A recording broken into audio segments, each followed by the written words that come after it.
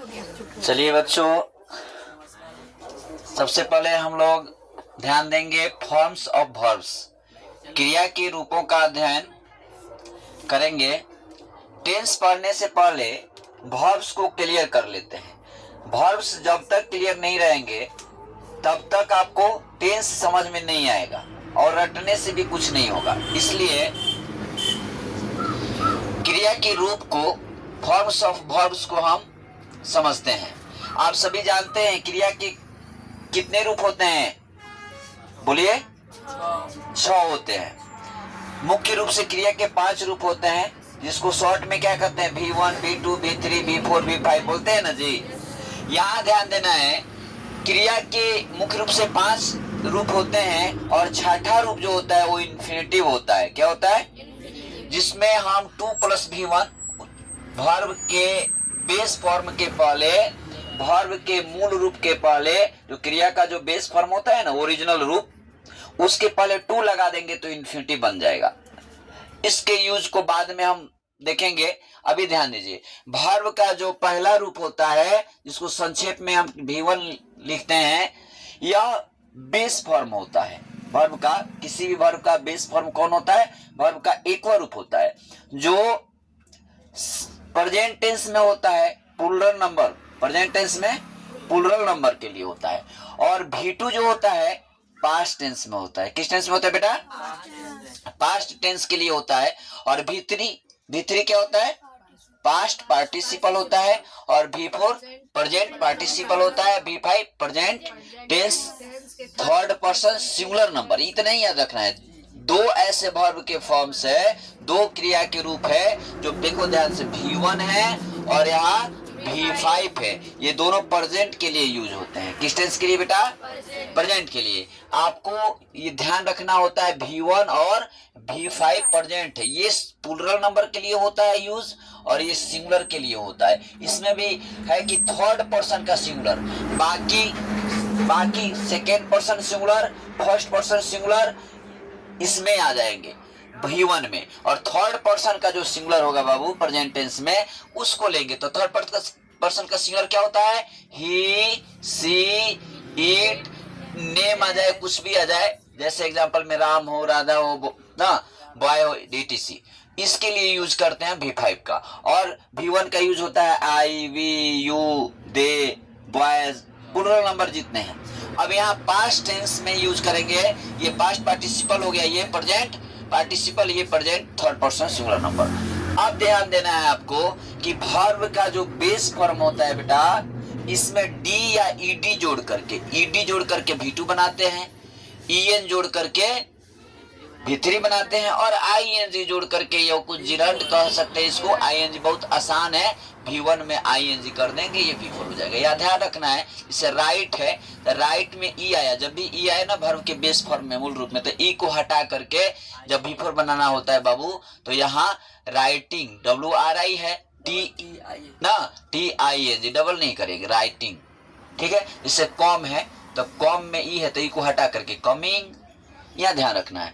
आगे ध्यान दीजिए, पांचों रूप बनाना बहुत ही सरल है। मान लीजिए V1 ईट है, यहाँ पे हम आते हैं कि V1 बेटा ईट है, और दूसरा है एट, और तीसरा ईटेन हो गया। यहाँ चौथा आपका ईटिंग हो गया, बहुत आसान है। पांचवा आपका क्या हो जाएगा? यहाँ इट्स हो जाएगा, यहाँ हो जाएगा इट्स हो जाएगा। अब ध्यान दीजिए, जैसे मान लीजिए गो है, गो क्या दूसरा रूप क्या हो जाएगा? गो, बोलिए, वेंट हो जाएगा, और तीसरा हो जाएगा गॉन हो जाएगा, और चौथा गोइंग। अब बच्चे क्या करते हैं ना, तीसरा में ING लगा देंगे, कहेंगे सर सही तो है, इसी में तो लगा है। नहीं, बेस फॉर्म में जो पहला रूप है ना, बेस फॉर्म ओरिजिनल रूप, उसमें ING लगाना है, और उसी में यस या यस लगाना है। तो सिंगुलर प्लूरल चेंज करने आता है तो आपको मालूम है कि कहाँ यस लगेगा, कहाँ यस लगेगा। अब हम ध्यान देंगे कि ये जो कभी कभी जो वर्ब का पहला रूप होता है, उसमें आंतरिक परिवर्तन करके, उसके भीतरी परिवर्तन करके हम बनाते हैं। जैसे कोई सेम हो जाते हैं, जैसे कट है बेटा, तो कट कट कट। और यहाँ देखिए भवेल होने की वजह से यहाँ क्या करेंगे, इसको डबल कर देते हैं, कटिंग कट्स। ओके। जैसे कोई बिल्कुल अलग होता है, डिफरेंट होता है, तो डिफरेंट देखिए, गो वेंट गॉन, तीनों अलग है। ईट, एट, ईटेन तीनों अलग है। जैसे यहाँ देखिए कट, कट, कट तीनों सेम है। तो ये आंतरिक परिवर्तन किया जाता है। और मेन जो है वर्ब का बेस फॉर्म और दो और रूप हो गया V2 और V3, बस इसी को देखिए, बाकी तो आपको प्रॉब्लम होगा ही नहीं। अब जैसे आपको ध्यान देना है कि ये प्रेजेंट टेंस में यूज होता है प्लूरल नंबर, ये पास्ट टेंस है, ये फॉर्म जो है वर्ब का दूसरा रूप क्या है, पास्ट टेंस में है। ये पास्ट पार्टिसिपल, ये प्रेजेंट पार्टिसिपल, आपको हमने पहले भी बताया था, यहाँ ध्यान देने की जरूरत है। इसको क्लीन कर दें। बोलिए बच्चों, पानी नहीं लगाना चाहिए। मूर्ख की भांति, कौन पानी लगा दिया है? मूर्खों की भांति दिमाग मेरा खराब करके रख दिया सब। छोटा क्लास से भी पागल है सभी।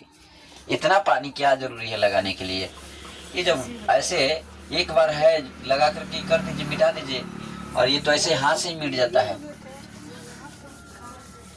हाथ से जब मिट ही जाता है तो इसको पानी लगाने की क्या आवश्यकता है इसमें? यहाँ ध्यान दीजिए बाबू। जैसे V1 के साथ आपको बताए थे कल ही कि निगेटिव बनाने के लिए E2 इस डू नॉट लगेगा इसमें, और इसमें डज नॉट लगेगा। ठीक है, डज नॉट लगेगा। V2 इसका निगेटिव बनाएंगे तो क्या लगेगा? डिड नॉट लगेगा। और डिड नॉट के बाद V1 आता है। अब एक बात याद रखना, जब भी डू नॉट आ जाए, डिड नॉट आ जाए, डज नॉट आ जाए, तो उसके बाद वर्ब का एक रूप लेता है। डू, डज, डिड जो है अपने साथ निगेटिव या इंट्रोगेटिव के लिए V1 लेता है, हमेशा V1 लेता है। याद रखना इस बात को। यहाँ पे V1 ही आएगा। अब यहाँ देखो, ये तो प्रेजेंट टेंस के लिए हो गया, पास्ट टेंस के लिए ये बता ही दिए। इसमें देखो पास्ट पार्टिसिपल क्या है, इसको अगर हम जैसे ध्यान रखेंगे, हैव, हैज और हैड, इसका पास्ट हो गया हैज का, इसके साथ V3 आता है। इसमें हमेशा नॉट रहे, निगेटिव या इंट्रोगेटिव जो भी हो, यस नो क्वेश्चन के साथ सबके साथ आता है, V3 लगेगा। इसमें था कि V1 है, V5 है, तो V5 पर डज नॉट करेंगे तो V1 आ जाएगा साथ में उसके बाद में। लेकिन यहाँ क्या है, हैज, हैड के बाद V3 आता है। ये V4 किस क्या लेता है अपने साथ? Is, am, are. अब पास्ट में जाएंगे तो क्या लेगा? वाज या वेयर। और वही फ्यूचर में जाएंगे तो क्या लेगा? शैल या will plus B plus V4 ले लेगा। ठीक है, जाएंगे ये फ्यूचर में तो ठीक है। और यहाँ ध्यान देंगे, इसके साथ फ्यूचर में जाएंगे तो क्या हो जाएगा, बताए ही थे, शैल या विल के बाद प्लस हैव होगा। हैज यूज मत कर लीजिएगा, हैज प्लस V3। ठीक है, फ्यूचर के लिए। और ये प्रेजेंट टेंस हो गया हैव, हैज, पास्ट टेंस हो गया हैड, फ्यूचर टेंस हो गया शैल या विल प्लस है प्लस V3। अब यहाँ क्या है, यहाँ तो समझ ही गए हैं, वर्ब का एक रूप ही आता है प्रेजेंट के साथ, पास्ट के साथ V2 आता है। लेकिन यहाँ पास्ट पार्टिसिपल में देख लीजिए, V3 किसके साथ आते हैं? हैव, हैज या हैड के साथ V3। यही बात याद रखना है, बहुत आसान हो जाएगा टेंस। आपको याद रखना है is, am, are, was, were के साथ V4 आता है। अगर प्रेजेंट कंटिन्यूअस है तो ये हो गया, पास्ट कंटिन्यूअस है तो वाज, वेयर हो जाएगा, फ्यूचर कंटिन्यूअस है तो ये हो जाएगा। बस एक टेंस समझेंगे, सभी को कंप्लीट कर लेंगे।